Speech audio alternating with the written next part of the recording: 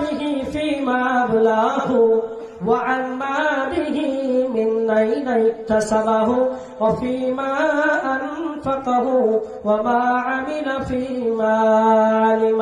এটা বুখারী শরীফের হাদিস এবং তিরমিজি শরীফের হাদিস। আল্লাহর রাসূল সাল্লাল্লাহু আলাইহি ওয়াসাল্লাম বললেন, হে উম্মতেরা শুনে নাও, শুনে নাও, আল্লাহ তাবারক ওয়া তাআলা মানুষকে প্রশ্ন এদিকে সেদিকে সব কিছু প্রশ্ন করবে। প্রশ্ন করার পরে শেষের দিকে এমন কিছু প্রশ্ন করবে, সেই প্রশ্নের জবাব না দিয়ে 1 সেকেন্ড এদিকে আর ওদিকে হতে পারবে না। সেই 5টি প্রশ্ন করবে, তার মধ্যে প্রথম প্রশ্ন আল্লাহ জিজ্ঞাসা করবে, হাদিসে কুদসি এটা, আল্লাহ জিজ্ঞাসা করবে ওই হাসরের ময়দানে, বলবে, বান্দা বলো রে বলো, তোমাকে 50 থেকে 60 বছর সময় দেওয়া হয়েছিল, এত লম্বা টাইম দেওয়া হয়েছিল, বান্দা তুমি বলো বলো, তোমার এই 50 থেকে 60 বছর 70 বছর টাইম দেওয়া হয়েছিল, এই সময় এই লম্বা টাইমটা তুমি কোন কাজে কোন পথে তুমি ব্যয় করেছো বলো বান্দা।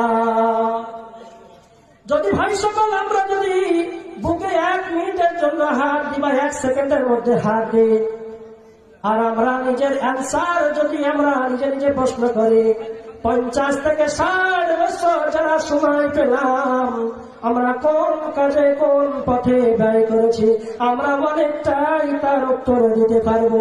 পারবো কিনা? অবশ্যই পারবো। তাই প্রথম প্রশ্ন করবে আল্লাহ কি, বান্দা বলো তুমি 50 থেকে 60 বছর টাইম পেলে, এত লম্বা টাইম, এই টাইমটুকু তুমি কোন কাজে কোন পথে ব্যয় করেছো বলো বান্দা। যদি আমরা বলতে পারি তাহলে আমরা কাল কিয়ামতের মাঠে অবশ্যই পরিত্রাণ পেয়ে যাব। সুতরাং নয় বাপজি আমার সুরাত চালেরা, দ্বিতীয় প্রশ্ন করবে, বলো বান্দা তোমাকে যে যৌবন দেওয়া হয়েছিল, একটা টাইমের মতো একটা যৌবন দেওয়া হয়েছিল, ওই যৌবনটু অবস্থায়, ওই জৈবন অবস্থায় শক্তি নিয়ে তুমি বলো রে বান্দা বলো, ওই শক্তিটুকু নিয়ে তুমি কোন কাজে ব্যয় করেছ, কোন পথে ব্যয় করেছ। প্রত্যেকটা মানুষকে আমাদেরকে যৌবন একটা সময় ছিল, একটা মধুর সময় ছিল, ওই মধুর সময়টা আমরা কোন কাজে কোন পথে ব্যয় করেছি। আমরা যদি দিলে একবার হাত দিই তাহলে অটোমেটিক আমরা বুঝতে পারবো যে ওই সুন্দর টাইমটা আমরা কোন কাজে ব্যয় করেছি। যদি ওই সময়টুকু আমরা আল্লাহর হুকুম এবং নবীর তরিকায় যদি মেনে থাকি, এবার আমরা প্রশ্ন জাগবে যে আল্লাহর হুকুম আবার কি? হাদিস শরীফের মধ্যে আল্লাহর হুকুম বান্দার উপর 500 হুকুম আছে, বল সুবহানাল্লাহ। তার মধ্যে থেকে দু একটা আমি বলি। বান্দাদেরকে আল্লাহ তাবারক ওয়া তাআলা পৃথিবীর মধ্যে পাঠিয়েছে। প্রথমত প্রশ্ন যে আল্লাহ তাবারক ওয়া তাআলা হুকুম দিয়েছে, বলো বান্দা তুমি নামাজ কায়েম করো। কতবার জায়গায় বলা হয়েছে কোরআনে, কোন কোন তাফসীরে 82 জায়গায় বারবার বলেছে, নামাজের তাকিদ দিয়েছে, বান্দা তুমি নামাজ পড়ো। যদি কোন বান্দা কোন ব্যক্তি যদি 5 ওয়াক্ত নামাজ পড়ে, হাদিস শরীফের মধ্যে এসেছে আল্লাহ রাসূল বলেছেন, যদি কেউ নামাজ পড়ে তাহলে অন্যান্য গুনাহ থেকে সে অটোমেটিক বেঁচে যাবে, অটোমেটিক বেঁচে যাবে। আল্লাহ নামাজ কবুল যখন করবে তখন প্রত্যেকটা গুনাহকে করতেই ভয় লাগবে। তাই বাপজি আমার সুরাত চালেরা, কাল কিয়ামতের মাঠে দ্বিতীয় নম্বর প্রশ্ন কি, যে বলো বান্দা তুমি যৌবন পেয়ে তোমার যৌবনটা কোথায় ক্ষয় করেছ।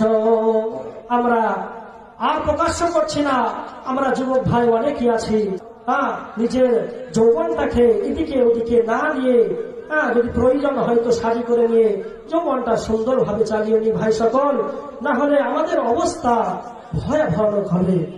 শ্রোতাই নয় বাপজি আমার সুরাত চালেরা, দ্বিতীয় প্রশ্ন করবে, বলো বান্দা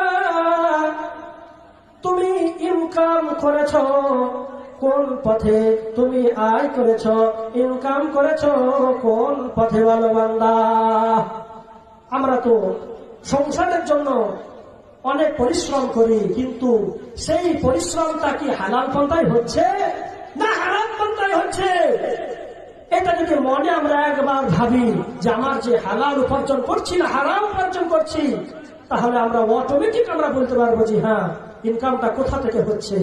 তো ভাই সকল, এটাই প্রশ্ন করবে কি, তোমরা যে ইনকাম করছো কিন্তু কি পন্থায় করছো, হালাল পন্থায় না হারাম পন্থায়?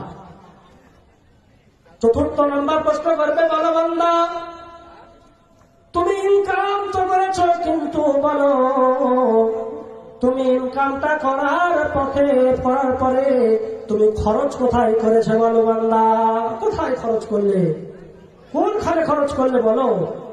মাদ্রাসায় না মসজিদে, না অন্যান্য জায়গায়, না টেলিভিশন বা অন্যান্য জায়গায় যেগুলো খারাপি কাজে? তারপর প্রশ্ন করবে কি, বলো বান্দা, শেষ প্রশ্ন করবে কি, বলো বান্দা, তুমি কতটা ইলম শিখেছ, কতটা ইলম শিখেছ, এবং সেই অনুযায়ী তুমি কতটা আমল করেছ? এই 5টি প্রশ্ন যতক্ষণ না অ্যান্সার দিতে পারবে, যতক্ষণ না অ্যান্সার দিতে পারবে, ততক্ষণ কোনো কাউরে কোনো ব্যক্তিরও পরিত্রাণ নাই। ভাই সকল,